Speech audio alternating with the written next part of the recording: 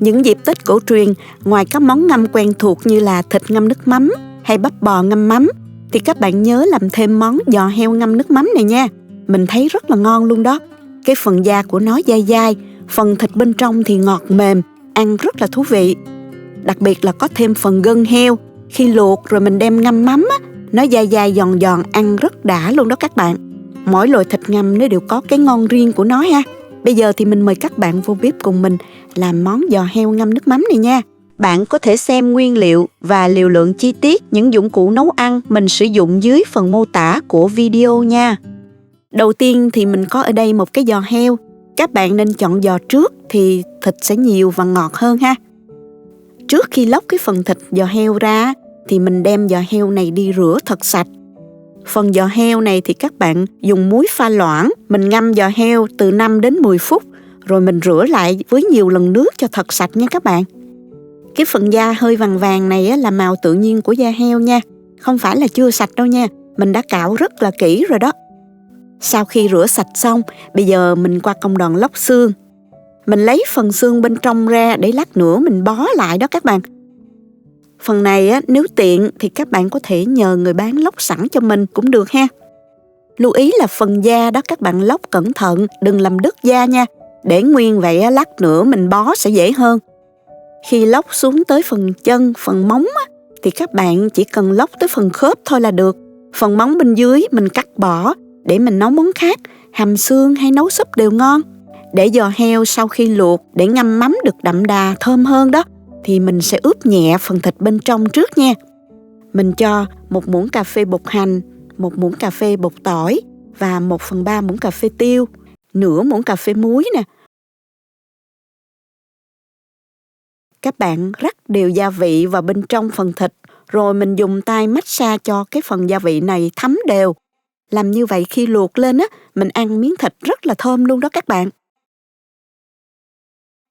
Sau khi ướp xong thì bây giờ mình chuẩn bị dây để bó giò heo. Các bạn có thể dùng dây cô tông hoặc là dây lạc hay là dây chuối đều được ha. Ở đây thì mình dùng dây cô tông. Mình cuộn phần thịt vào bên trong, rồi lấy phần da mình bọc ra ngoài. Đầu tiên thì các bạn cột phía trên trước nè, rồi mình cột từ từ xuống dưới. Nếu thấy khó cột thì mình cột từng đoạn. Cột xong đoạn nào thì mình cắt dây đoạn đó cho gọn, rồi mình tiếp tục cột ha. Mình cột xong hết rồi thì các bạn chỉnh lại dây cho đều với nhau.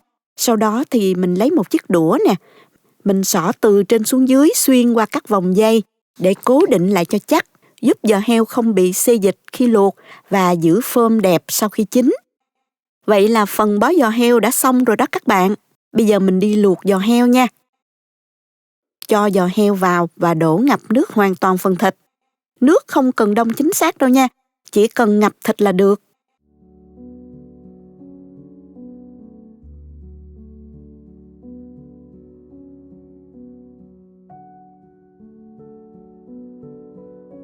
Trong nước luộc thì mình cho thêm vào đây 1 cây sả đập dập cắt khúc ra, 3 đến 4 lát gừng và 2 củ hành tím cắt lát dày như thế này.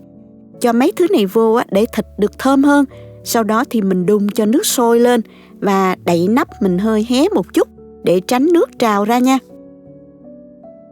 Giò heo của mình khá to nên mình luộc gần 2 tiếng đó các bạn. Nếu giò nhỏ hơn thì các bạn luộc khoảng 1 tiếng 20 phút đến 1 tiếng rưỡi là được rồi.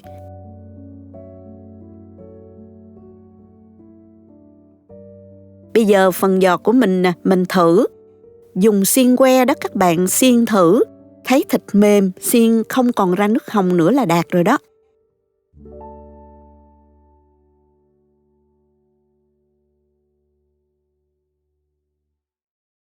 Trước khi vớt thịt ra thì các bạn chuẩn bị một thau nước đá thật là lạnh ha.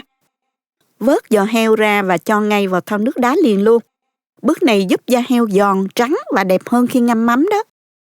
Mình ngâm khoảng 10 phút.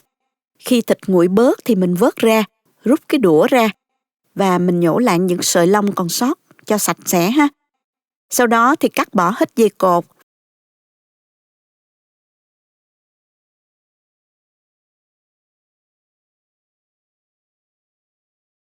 Và để thịt nguội hoàn toàn trước khi ngâm mắm nha các bạn. Trong lúc chờ thịt nguội, mình đi nấu nước ngâm nha. Chuẩn bị 50 g tỏi, mình cắt lát ra.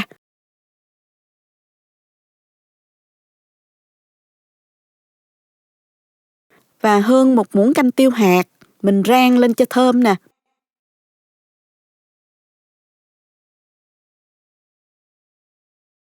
Phần nước ngâm thì mình dùng 700 ml nước mắm và 700 g đường.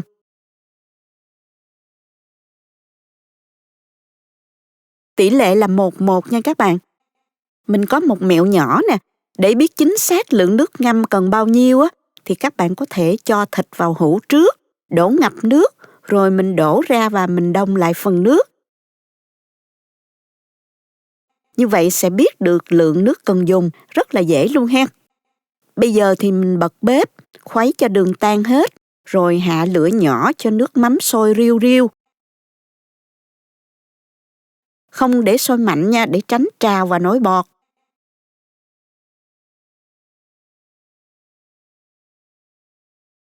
Nếu có bọt thì các bạn hớt sạch để nước mắm mình được trong nha. Nấu xong thì mình tắt bếp, để nước ngâm nguội bớt, rồi mình cho tỏi và tiêu hạt vào. Các bạn có thể cho thêm ớt trái vào cũng được. Cho phần thịt vào hũ. Khi thịt và nước ngâm đều nguội thì mình cho giò heo vào cái hũ sạch và mình chế nước ngâm ngập hoàn toàn phần thịt nha các bạn. Lưu ý là các bạn nên dùng dĩ tre, vỉ nhựa hoặc là vật nặng mình đè lên cho thịt luôn ngập trong nước mắm thì thành phẩm sẽ ngon hơn nha. Đậy nắp lại và mình ngâm khoảng 3 ngày cho thịt thấm nước mắm nha. Sau 3 ngày, mình mở hũ giò heo ra cho các bạn xem nè. Vừa mở nắp ra làm mùi nước mắm thơm lắm luôn các bạn. Mình lấy giò heo ra nè, nhìn màu thịt cũng lên màu đẹp nữa nè, hấp dẫn ha các bạn. Mình để lên thớt và cắt khoanh như thế này.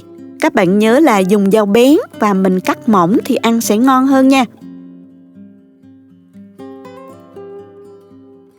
Nhìn khoanh giò heo nè, da giòn, thịt kết dính rất đẹp mắt luôn. Phần giò trước thì nạc nhiều hơn, nhưng cắt sâu vô trong là kết cấu rất là chắc. Giò heo này khi ăn có độ dai dẻo, hơi giòn, thơm mùi nước mắm đặc trưng.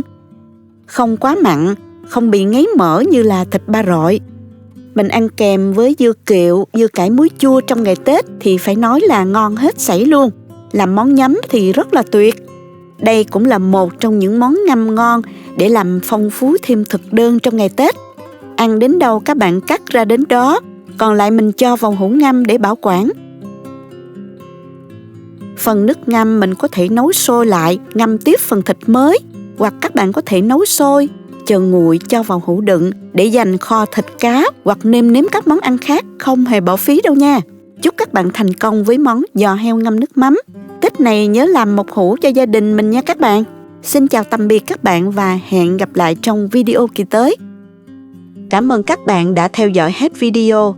Nếu thấy hữu ích, hãy like, chia sẻ và đăng ký kênh để không bỏ lỡ những công thức nấu ăn hấp dẫn tiếp theo nha.